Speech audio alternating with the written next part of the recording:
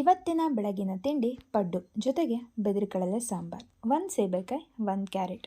ಇದು ಗೌರಿ ಹಬ್ಬದ ದಿನದ ವ್ಲಾಗ್. ಅಂದ ಹಾಗೆ ಎಲ್ಲರಿಗೂ ಗೌರಿ ಹಬ್ಬದ ಶುಭಾಶಯಗಳು. ನಮ್ಮನೇಲೆ ಗೌರಿ ಹಬ್ಬ ಮಾಡಲ್ಲ. ನಾಳೆ ಅಂದರೆ ಗಣೇಶನ ಹಬ್ಬದ ದಿನ ಪೂಜೆ ಮಾಡೋದು ಅಷ್ಟೆ.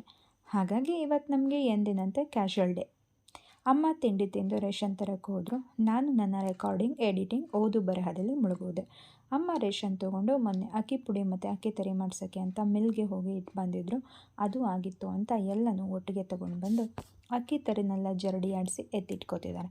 ಅದಾದಮೇಲೆ ಎಂದಿನಂತೆ ದಿನನಿತ್ಯದ ಕೆಲಸಗಳು.